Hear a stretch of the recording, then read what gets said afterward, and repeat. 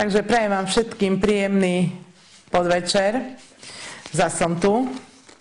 A chcem reagovať, tak ako som povedala už viackrát, že na každú jednu pičovinu, ktorá vyjde, budem reagovať. Tak teraz budem reagovať na to, že na portáli Blesku českého vyšiel článok Mojsejova u Krause v show Koho urazí tentokrát. A začína sa to tak, že milionárka a zbierateľka Gíču přijede na Čechy. Neviem, kto písal tento článok, lebo zase tam je nejaká skrátka a neviem, odkiaľ vie ten, čo to písal, že ja zbieram Gíče. Ja nemôžem za to, že on žere na Václaváku klobasu a väčšinou času stráví v električke. Možno, že sa nemá niekde spať a možno sa ešte aj prevezie na kolotoči. Ja za to skutočne nemôžem. A to už nie je o kom písať.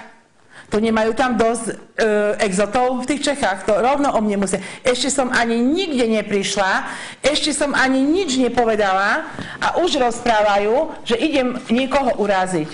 A ďalej je tam vymenované, že som urazila Mazikovú a že som ju obvinila z alkoholizmu. Tu je článok. Mazikova na Oktoberfeste obracala do seba krigle. Nie je tam Lumamo, ale už tam je len Mamo. A ešte ten idiot pod to sa odfotí s tým manažerom, čo mu vajca kolíše a napíšu, že tam je, že s manželom. Ani nevedia, že či to je jej muž, alebo je to jej manažer. Takéto oni nevedia, tak odkiaľ ja to mám vedieť? Ďalej tu píšu, že som urazila, že na Slovensku už urazila kde koho. Koho som ja na Slovensku urazila? Mazikovú? Že som povedala, že v každej paprči má vytrčaný víno, či pálenku, či čo to má? Toto som povedala, ja sa len bránim. Ešte raz hovorím, ja sa len bránim.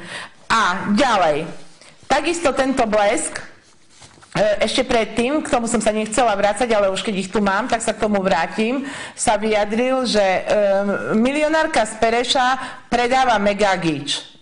A dokonca už má aj kupci. A čtenáře Blesku ji odkazují, že ho nechceme ani zadarmo. A kto vám ho núka? Vám ho núka niekto? Čtenáři Blesku, diskusia 7 kusov. 7 ľudí, 7 ľudí sa zúčastnilo tejto diskusie a zhodou okolností z Prahy je kupec. Vy ste ale dobrí kokoti tam. Vy ste ešte sprostejší ako slovenskí novinári. Skade vás teda hrabu, to neviem. A dneska som sa ešte dočítala aj to, že pán Kraus zbil fotografa, že mu zlomil ruku. Dobre urobil, mal ho vykopať do ryti a byť dovtedy, dokedy plakať nezačne. Ale naučil takéto robiť. To čo sú toto za spôsoby? To čo sú toto za spôsoby? Tu vypisovať o mne, jak keby uragán mal prísť. Ja keby zemetrasenie malo prísť do Čech, ešte som tam ani nebola a ešte neviem, či tam vôbec pôjdem. A ja tam nejdem nikoho urážať, ja si idem podebatiť s Krausom, lebo ma pozval. Možno aj s Klausom pôjdem podebatiť. A ešte jedna vec. Pičoviny písať, že ja videá si robím a neviem, čo si, ja si budem robiť, čo chcem. Však to nepozerajte. Netreba to pozerať. To už není len tak, že idem okolo, tá bolo zapnuté, tak som pozrel Mojsejovcov.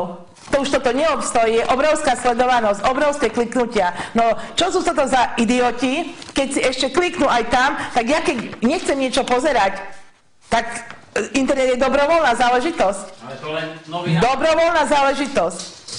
A nech novinári toto nešíria. Viem, že ich to sere, pretože na všetko, čo sa bude týkať mojej osoby a Braňovej, Braňo si zareaguje sám a ja si budem takisto reagovať sama. Takže ešte raz, nemusím zbiť niekoho, ja keď tam prídem.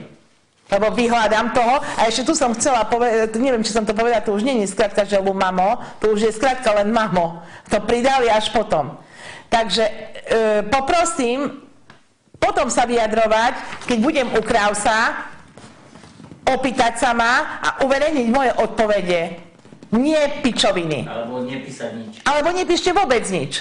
Absolútne nič. Preto hovorím, že môže sa stať, že dojde tam aj k úrazu. Ďakujem vám za pozornosť.